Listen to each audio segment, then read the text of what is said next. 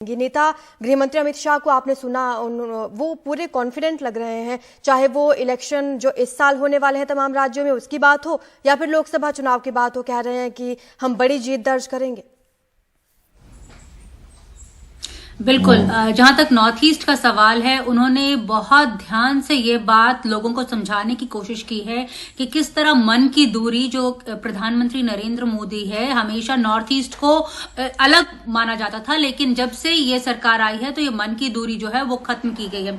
उन्होंने इस बात का भी जिक्र किया कि जब से प्रधानमंत्री नरेंद्र मोदी पीएम बने हैं तब से वो 51 बार जो है पिछले सिर्फ 8 सालों में नॉर्थ ईस्ट जो है वो जा चुके हैं। साथ में उन्होंने इस बात का भी जिक्र किया कि कई ऐसे पहलू हैं जिसके ऊपर उनकी जो सरकारें हैं वो काम कर रही हैं। जो उन्होंने बात किया कि जो नॉर्थ ईस्ट में उग्रवादी संगठन थे वो किस तरह से मुख्यधारा के साथ जुड़े हैं। उन्होंने कहा कि बीजेपी ने कई एग्रीमेंट्स जो हैं वो साइन किए हैं मिलिटेंट ग्रुप्स के साथ में 8000 आर्म कार्डर जो है उन्होंने सरेंडर किया है और मेन स्ट्रीम को उन्होंने ज्वाइन किया है।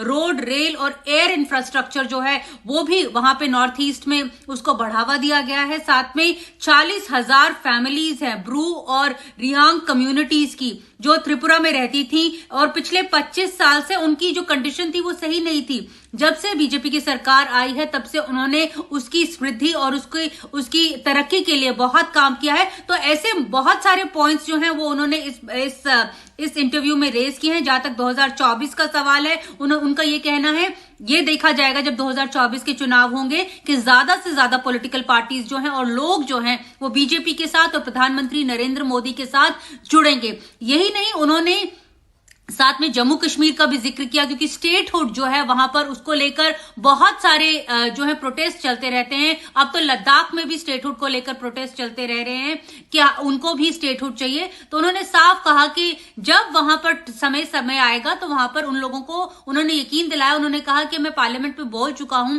कि जल्द ही वहां पे चुनाव होंगे और वहां पे स्टेटहुड जो है वो दिया जाएगा। इस करके उन्होंने बार बार जो एक डिफिकल्ट एरियाज हैं जहां पर हमेशा इस तरह की एजिटेशंस देखी गई हैं, उन मुख्य बिंदुओं को उन्होंने टच करने की कोशिश की। साथ में नक्सलिज्म के बारे में बहुत बड़ी बात की कि पहली बार ऐसा हुआ है कि 100 से कम इंसिडेंट्स जो हैं वो इस सरकार में हुए हैं और नक्सलिज्म को अगले 1 साल में देश को वो नक्सल फ्री बना देंगे। तो अहम बिंदुओं को उन्होंने टच किया है इस चर्चा में। लेकिन सबसे बड़ी बात जो है उन्होंने नॉर्थ ईस्ट के डेवलपमेंट के लिए कही है कि किस तरह से मोदी सरकार जो है डबल इंजन की सरकार है और यकीन दिलाया है कि वो इन चुनावों में नागालैंड हो या फिर त्रिपुरा हो वहां पर अपनी सरकारें बनाएंगे। बिल्कुल नेता, शुक्रिया आपका इस तमाम जानकारी के लिए। तो तमाम बिंदुओं पर उन्होंने बात की, ना सिर्फ नॉर्थ ईस्ट बल्कि देश के कई मुद्दों पर उन्होंने बातचीत की है। आने वाले जो भी विधानसभा चुनाव इस साल होने वाले हैं उन राज्यों के बारे में अपनी बात उन्होंने खुलकर रखी। संसद में पिछले दिनों जो कुछ भी हुआ, जो भी बहसबाजी हुई थी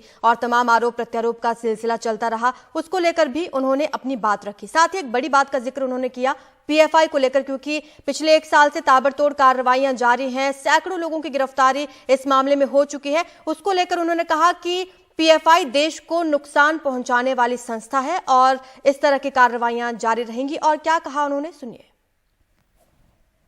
मैंने ये कहा कि पीएफआई के कैडर पर अलग अलग प्रकार के केस थे, वो केस को समाप्त करने का प्रयास कांग्रेस सरकार द्वारा किया गया जिसको कोर्ट ने रोका है। अब इसमें इनको बुरा लगाने जैसा क्या, या तो आप प्रयास न करते, प्रयास करोगे तो सुनना पड़ेगा। और दूसरी ओर हमने पीएफआई को बैन किया है, सफलतापूर्वक बैन किया है।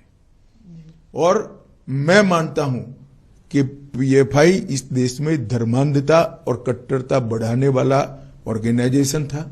कई ऐसे डॉक्यूमेंट मिले हैं जो बताते हैं कि इनकी गतिविधियां देश की एकता और अखंडता के लिए अच्छी नहीं। बीजेपी के स्पोक्स पर्सन कह रहे हैं कि हर इलेक्शन से पहले ऐसे एक इंटरनेशनल कंस्पिरेसी होता है, पहले रफाल था। देखिए स्मिता जी, मैं बीजेपी के स्पोक्स पर्सन को इसका जवाब देने दीजिए। मैं आपको बताता हूं, सुप्रीम कोर्ट ने इसका संज्ञान लिया है। इस बारे में मैं कम से कम अभी बात करना नहीं चाहूंगा।